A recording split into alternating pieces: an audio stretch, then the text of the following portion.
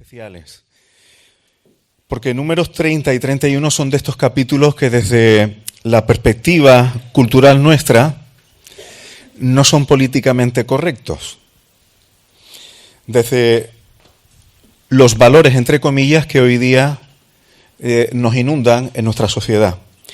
Y yo voy a empezar por el 31 y no por el 30. El 30 lo voy a dejar para el final. Números 31, Dios decide hacer venganza de los madianitas. Y para eso va a utilizar al pueblo de Israel. Y el pueblo de Israel tiene que ir y tiene que exterminar a los madianitas y tomará botín de ese exterminio. ¿A que suena bien? Dios frecuentemente, podemos observar en las Escrituras, cómo utiliza para juzgar, para hacer justicia a la suya, autoridades oficiales. Naciones, en este caso Israel, pero también hay que recordar que Dios va a utilizar a otras naciones para que juzguen a Israel. Por ejemplo, los asirios, por ejemplo, Babilonia. Otras veces Dios utiliza autoridades también oficiales como sacerdotes para juzgar, gobernantes o reyes. Y esto lo digo porque Dios no apoya que a nivel particular uno por su cuenta tome venganza o quiera hacer la justicia de Dios a su manera. Cuando Dios pide eso, observad que lo hace a autoridades oficiales. No a nivel particular uno puede coger y ejecutar la justicia de Dios por su cuenta. Ni siquiera eso era la norma en lo que llamamos Antiguo Testamento.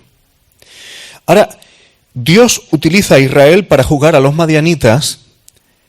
Finés, hijo de Eleazar, va adelante en esa guerra con las trompetas, estas dos trompetas de plata que ya vimos que convocaban al pueblo y también para la guerra. Y aquí va a morir Balaam. En esta guerra va a morir Balaam. ¿Recordáis lo que hizo Balaam? Cómo por interés de lucro particular intentó llevar la voluntad de Dios para maldecir al pueblo de Israel. Aquí Balaam va a ser juzgado también. Y ahora, ¿qué es lo que ocurre? Que al principio Israel deja vivas a las mujeres y a los niños y toman botín. Pero sale Moisés y Eleazar, ya había fallecido Aarón. Por cierto, esta es una de las últimas cosas que hace Moisés. Y le dicen qué es lo que han hecho. Porque tenían que haber matado a las mujeres también. E incluso a los niños. Y al final solamente dejan vivas a las mujeres que no han conocido varón. Es decir, a las mujeres vírgenes. Claro, cuando tú lees esto, ¿habéis escuchado alguna vez las personas que dicen, es que el Dios del Antiguo Testamento era un sanguinario, era muy cruel? Yo prefiero a Jesús que viene a repartir margaritas. Y vienen a contar algo un poco por este estilo.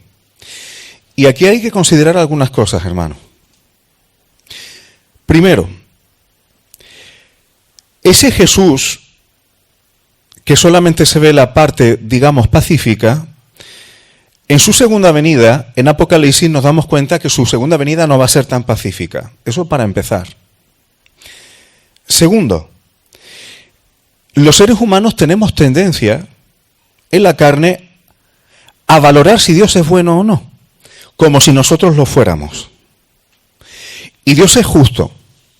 Y tercero, somos ignorantes y no nos damos cuenta que Dios, en su soberanía y en su dimensión celestial, es capaz de ver cosas que nosotros no vemos ni veremos.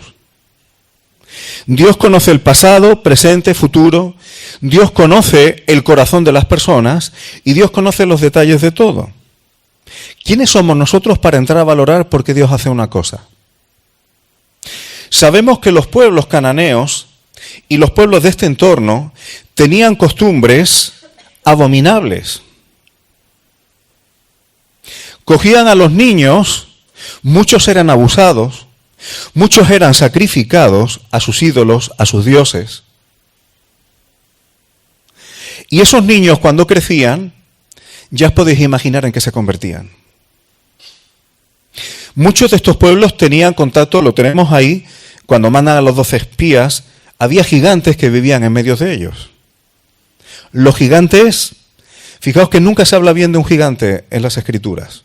Y tenemos testimonio hasta de conquistadores españoles que cuando van, y esto está aquí en el Archivo de Indias, cuando llegan allí a América, tenían testimonio de los indígenas allí hablándole de gigantes. Y llegaron a visitar cementerios de gigantes allí. Eso es historia y lo tenemos en el Archivo de Indias, pero claro, en el telediario de las 3 de la tarde no te lo ponen. Y dan testimonio de las costumbres moralmente absolutamente depravadas que tenían estos gigantes. Y convivían con estos pueblos. Las mujeres madianitas, como hicieron las de Moab, por consejo de Balaam, para hacer que el pueblo de Israel se apartara de Dios, fornicaron con ellos. O sea, ni respetaban el matrimonio, sino que utilizaban la perversión sexual para hacer que se apartaran de Dios y siguieran sus ídolos y sus dioses. Eran sacerdotisas de esos ídolos con la prostitución idolátrica que llevaba adosada. Cuando una sociedad se mete y coge estas derivas, ¿qué pensáis que ocurre con ella? Pero el malo es Dios porque dice, vamos a cortar aquí. El malo es Dios porque dice, cuando la maldad llega a un cierto punto, dice, esto ya no puede continuar. La maldad del ser humano a veces llega a un punto en que si Dios no la corta, los seres humanos se destruyen a sí mismos. Pero antes de destruirse a sí mismos, van a contagiar esas perversiones a una velocidad que hacen que se destruyen ellos y a los que las contagian. En algún momento Dios tiene que decir, cuando llega la maldad al colmo, hasta aquí. Pero los seres humanos se consideran en condiciones de valorar si lo que Dios hace va conforme a su criterio o no. ¿Y qué sabemos? ¿Qué sabemos nosotros? Personas que creen que son morales porque sienten que tienen que defender los muertos que está viendo en Gaza y se manifiestan. ¿Y dónde están cuando los creyentes están falleciendo en Nigeria? Por cientos. Y en otros países del mundo. ¿Esos muertos no cuentan? Los seres humanos no somos justos, pero Dios es justo. De tal manera que Dios, cuando tenía que juzgar a las naciones de alrededor y esperó a que la maldad llegara al colmo, lo hizo. Pero cuando la maldad de Israel llegó también a cierto colmo, Dios no hizo acepción. También lo juzgó. Dios es justo. Dios es justo. Y dicho esto, hermanos, hay un detalle, bueno, se ve perfectamente en este pasaje, cómo las guerras tienen intereses económicos. Fijaos el botín tan inmenso que toman. Imaginaos cuando las guerras son más grandes. Es imposible separar las guerras de intereses económicos. Imposible. Raíz de todos los males es el amor al dinero. Detrás de todas esas cosas siempre hay cuestiones económicas también. Pero hay un detalle, y aquí quiero ya entrar en cosas que podemos aprender de estos pasajes. En el botín cogen el oro, la plata, el bronce, el hierro, el estaño y el plomo, versículo 22, y cogen y hacen pasar, para purificar el botín, todo lo que resiste el fuego, lo hacen pasar por él. Y luego por agua. Pero el botín, los elementos que no son capaces de soportar el fuego, los pasaban directamente por agua. ¿Os suena como el apóstol Pablo, cuando habla del tribunal de Cristo, dice que algunos serán salvos así como por fuego? Mirad, hermano, el Señor es tan bueno y nos conoce tan bien que Él sabe por el Espíritu Santo perfectamente cómo tratar a sus hijos y sabe ordenar circunstancias para purificarnos en cada momento según nuestra capacidad. El fuego llega a purificar más que el agua, pero el agua también limpia y purifica. En Efesios 5, el apóstol Pablo habla, cuando está hablando de la iglesia, habla de ella y de la palabra como la purificación, el lavamiento del agua por la palabra. La palabra de Dios tiene la capacidad de limpiarnos. Cuando Pedro le dice al Señor Jesús, no me laves solo mis pies, sino todo mi cuerpo, dice, no, ya estáis limpios por la palabra que os he hablado. Es decir, la palabra de Dios ya tiene capacidad por sí misma de hacer un efecto purificador sobre nuestras vidas.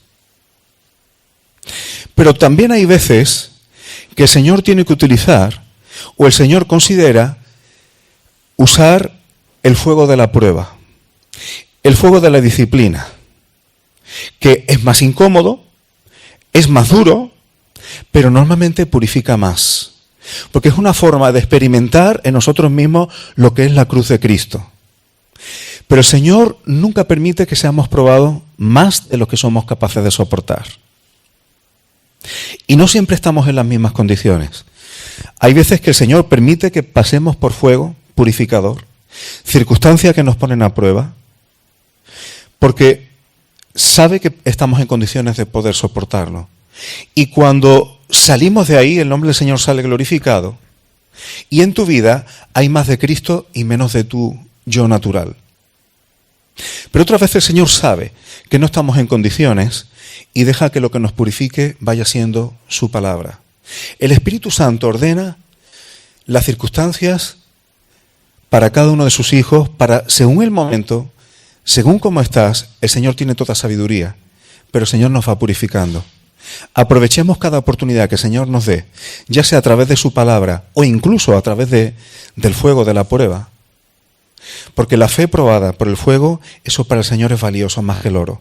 Eso dice el Pedro. Él sabe lo que utilizar con cada uno de sus hijos. Y me voy a meter con el capítulo 30, porque aquí hay una enseñanza que es hermosa. Voy a ser breve, pero es precioso, hermano, dentro de lo raro y de lo entre comillas machista que parece este pasaje. Para el Señor son importantes los votos y los compromisos que uno dice con su palabra. Desgraciadamente, la palabra de las personas hoy día vale poco. Y si son de político y gobernante, ya ni hablemos. Pero son un reflejo de lo que es la sociedad. Y hoy la gente donde dice digo, Diego, y cuando no cumplen siempre hay justificaciones y siempre hay motivos, entre comillas, entendibles para que no cumplan su palabra. Pero sabemos que antiguamente no era así. Si un hombre daba su palabra, había dado su palabra. Y antiguamente muchos contratos se cerraban simplemente con la palabra y un estrechón de manos.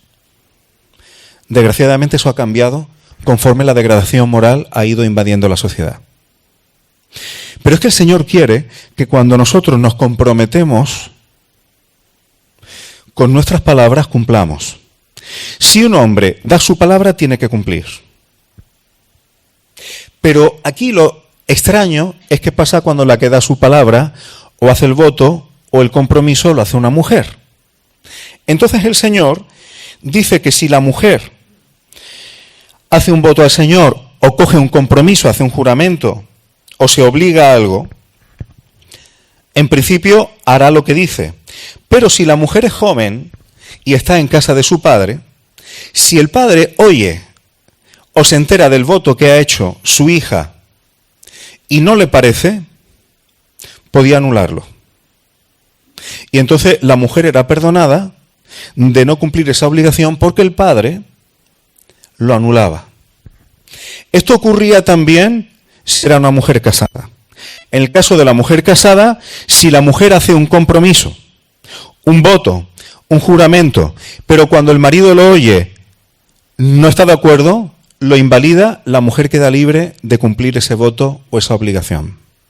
Ahora, si el padre o el esposo, cuando se enteran del voto que ha hecho la mujer, callan, consienten y entonces la mujer tiene la obligación de llevar a cabo y cumplir ese voto. En el caso que la mujer fuera viuda o repudiada, si no tiene esas coberturas de autoridad, entonces lo que se comprometa tiene que cumplirlo. Y hay algunos detalles más los que no me voy a meter. Ahora, hay algo que luego veremos. Si el marido, dice el versículo 3, de 13 al 15, en el caso de la mujer casada, el marido confirma o anula el voto de la mujer, pero si el marido se calla, entonces confirma el voto de la mujer. Pero dice el 15, y aquí hay algo de lo que vamos a hablar dentro de un momento. Si el marido anula los votos de la mujer después de haberlos oído, dice que él llevará el pecado de ella. Luego hablaremos de esto.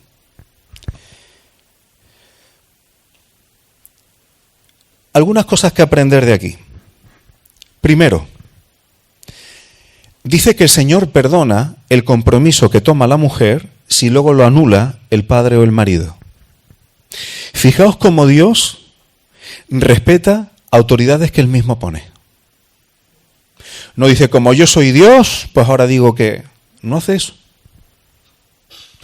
Y esto es bastante interesante porque el propio Señor Jesús, cuando fue juzgado en ese juicio injusto, que por cierto tenía muchos defectos legales, Jesús callaba, Jesús enmudecía. Pero como una autoridad, fuese sacerdotal o fuese gobernante, le hiciera la pregunta, Jesús contestaba. Jesús obedeció a las autoridades. Si quien le pedía que hablara era una persona que no era autoridad, Jesús se callaba. Pero como fuera el sumo sacerdote o como fuera gobernante, Jesús respondió. Podéis observarlo. Cómo Jesús respetaba las autoridades. A veces he oído predicar, como Jesús era Dios, pues por eso Jesús cogía y podía coger los mandamientos del Padre y esto los anuló y esto tal cual. ¿Ese es el espíritu? ¿Ese es el espíritu del Señor Jesús en obediencia al Padre? Precisamente porque Jesús es Dios hecho hombre, hizo todo conforme a la ley del Padre. Absolutamente todas las cosas. Dios le da importancia a estas cuestiones de voto. En Números, no lo vamos a leer por causa del tiempo, pero en Números 11 tenéis uno de los jueces, Jefté, que cuando va a luchar contra los amonitas hace un voto delante de Dios. Y dice, si me das victoria con los amonitas, la primera persona de mi casa que salga a recibirme, esa persona la ofrezco en holocausto a Dios. No quiere decir que le iba a sacrificar, sino que le iba a consagrar. ¿Y quién sale a recibirle? Su hija. Por tanto, su hija no fue entregada a varón, sino que quedó virgen toda su vida, consagrada a Dios. ¿Qué diremos de Samuel? Su madre, cuando ora por tener un hijo, hace un voto delante de Dios. Y coge a Samuel, ¿y cómo lo consagra a Dios? Llevándolo al santuario y que se críe ahí. Ahora, estoy completamente seguro, por lo que hemos leído, o por lo que hemos explicado de Números 30, que el Cana tuvo que estar de acuerdo con eso. El Cana no anuló ese voto que Ana hizo delante del Señor. Y el Cana iba a adorar al santuario como le correspondía. ¿Y qué de una mujer viuda como Ruth, que hace un pacto de seguir a su suegra también en el mismo estado? Y no solamente decir que va a estar con ella, sino que su Dios será su Dios y su pueblo será su pueblo. Ahí tenéis un voto y ya sabemos si lo cumplió y cómo Dios honró ese voto. Y así pudiéramos poner ejemplos de distintos votos que aparecen en la Escritura cumpliendo con el espíritu de lo que hay aquí. Ahora, para terminar, hermanos, ¿estas leyes simplemente Dios las da por funcionamiento social? Porque el Señor Jesús dijo que toda la Escritura daba testimonio de Él. ¿Hay algo que apunte a Cristo en todo esto? ¿Hay algo que apunte a Cristo en todo esto? ¿O simplemente son normas sociales para ese momento?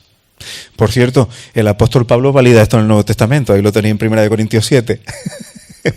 El padre decide si da a la hija en casamiento o no, ¿no? Pero bueno, no estoy diciendo que sea así. Ahora, en Ezequiel 23, esto es simplemente un ejemplo, Dios habla de su pueblo y ha dividido en dos, como dos hermanas, dos mujeres, Ajolá y Aholibá. Una representa a Samaria, otra a Jerusalén, no voy a entrar en esos detalles. El pueblo de Israel, tanto uno como otro, ya dividido, decidieron por su cuenta, para encontrar seguridad, hacer pactos y compromisos con naciones, con otras naciones, con los asirios e incluso con otras naciones. Cosa que a Dios no le gustó, porque Dios quería ser su protector, su fortaleza, su todo. Sin embargo, ellos hicieron pactos con estas naciones para depender de ellos y eso les llevó a idolatría. Y Dios no anuló esos pactos, sino que los consintió. Y dijo, como tú has hecho estos pactos con ellos y los has buscado, en vez de anularlo, dice, pues voy a dejar que lleves esta decisión, este compromiso tuyo hasta el final. Entonces dice el versículo 9 de Ezequiel 23, por lo cual la entregué en mano de sus amantes, en mano de los hijos de los asirios. Y eso les trajo muchos dolores de cabeza. Aquí podemos ver cómo Dios está funcionando conforme a las leyes que Él mismo ha dado. Y ahora vamos al punto, hermanos. Disculpad, quiero terminar ya, pero aquí hay algo que a mí se me ponen los vellos de punta. Isaías 28. Mirad lo que Dios le dice a su pueblo. Habéis dicho, pacto tenemos hecho con la muerte. El pueblo de Dios hizo un pacto con la muerte. ¿Qué quiere decir hacer un pacto con la muerte? Dios le dice al pueblo, mis mandamientos te traen vida y bendición. Si no los sigues, hablando claro, la paga del pecado es muerte. Escoge pues la vida para que vivas. Pero ellos hicieron un pacto con la muerte. Se comprometieron a no seguir los mandamientos de Dios. Y dicen, e hicimos convenio, pacto con el Seol, con el sepulcro. Hemos puesto nuestro refugio en la mentira y en la falsedad nos esconderemos. Y ahora fijaos lo que dice el Señor. Esto es clave, hermanos. Por tanto, Jehová el Señor dice así, he aquí que yo he puesto en Sión por fundamento una piedra. ¿Qué piedra? ¿Quién es el fundamento de la piedra que el Señor pone? Jesús. Así que esto tiene que ver con Jesús. Piedra probada, angular, preciosa, de cimiento estable, es decir, inamovible. El que creyere no se apresure. Y ajustaré el juicio al cordel. Es decir, ahora habrá justicia. El pacto con la muerte es injusticia. El pacto con el Señor es justicia. Y voy al quid de la cuestión. Versículo 18. Y será anulado vuestro pacto con la muerte. ¿Qué está haciendo Dios aquí? Recordad el nuevo pacto. Hay algo entre el antiguo y nuevo pacto que es común. Era un pacto como de desposorio matrimonial. Dios le dice a Israel, en Jeremías 31, dice que vuestros padres invalidaron mi pacto, haré uno nuevo. Aunque yo fui como marido para ellos, lo tenía en Jeremías 31. Entonces, ellos dijeron, vamos a hacer un pacto con la muerte. Pero Dios, como marido, dice, ese pacto lo anuló. Y está hablando del Señor Jesús. La única forma de anular un pacto con la muerte es Cristo. Y vamos a poner un ejemplo. Mateo 27, 17. Pilato le dice al pueblo, ¿a quién os suelto? ¿A Barrabás o a Jesús? ¿Y qué dice el pueblo? Los sacerdotes, los ancianos del pueblo manipulan la masa y piden a Barrabás. Soltad a Barrabás. Pero a Jesús, que sea muerto. Fuerte, ¿eh? Y ahora fijaos, Pilato le dice, pero ¿qué hago con Jesús? Crucifícalo, crucifícalo. Y en el versículo 25, mirad qué barbaridad hace el pueblo. Dice, respondió todo el pueblo, aquí no se salva nadie. Su sangre sea sobre nosotros y sobre nuestros hijos. ¿Estáis viendo el pacto, el compromiso y el juramento que están haciendo aquí? O sea, piden que un inocente, saltándose la ley de Dios, sea crucificado y se hacen responsables ellos y sus hijos. ¿Os dais cuenta la capacidad de hacer compromisos? Permitidme utilizar esta palabra, hermano, no es irreverencia, pero estúpidos tiene el ser humano, afrentando a Dios. Pero la promesa hecha sobre el fundamento estable es que el Señor anularía el pacto con la muerte. Si ellos llevaran las consecuencias de este juramento que hicieron aquí, no tienen escapatoria. Pero ¿qué hemos leído antes? Que si el marido anula el pacto de la mujer, después de haberlo oído, él llevará su pecado. El pecado de la mujer lo lleva él. Entonces, ¿qué tenemos en Lucas 23? Cuando el Señor en la cruz, cargando el pecado de todos nosotros, dice: Padre, perdónalos porque no saben lo que hacen.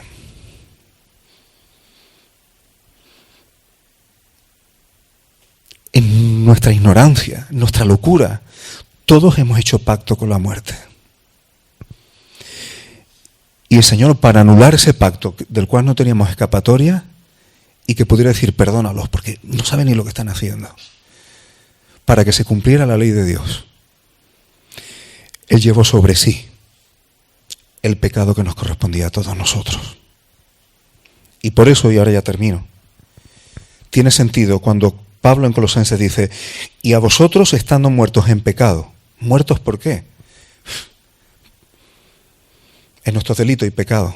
Tenemos una relación tan estrecha con nuestra carne pecaminosa, y en la incircuncisión de vuestra carne os dio vida juntamente con Él, perdonándoos todos los pecados. ¿Pero cómo? Anulando el acta de los decretos que había contra nosotros. Anulando el pacto con la muerte que teníamos y que no nos podíamos librar de él. Que nos era contraria, quitándola de en medio y clavándola en la cruz. Hermanos, ¿por qué estoy diciendo esto? Que cuando participemos de estos símbolos, nos demos cuenta de varias cosas. Primero, que Jesús es el esposo. Él se presenta como el esposo, Juan el Bautista lo presenta como el esposo. Y segundo, toda la ley de Dios apunta a la persona y ministerio de Cristo, y no se la saltó ni en los más mínimos detalles. Y tercero, valoremos que la locura de nuestras decisiones, de nuestros compromisos con la muerte y con lo que no tiene otra paga que la muerte, el Señor Jesús, como esposo, decidió llevarlo sobre sí. Por tanto, el pacto con la muerte está anulado. Si esto no es un motivo de adoración, hermano, si esto no es un motivo de adoración, así que ahora todos los compromisos, todos los votos que hagamos, será con nuestro Señor. Y lo que sea su voluntad, eso es lo que nosotros queremos también. Porque Él y solo Él decidió llevar y cargar las consecuencias de esos malos compromisos que nosotros habíamos tomado en nuestra vida. Bendito sea su nombre.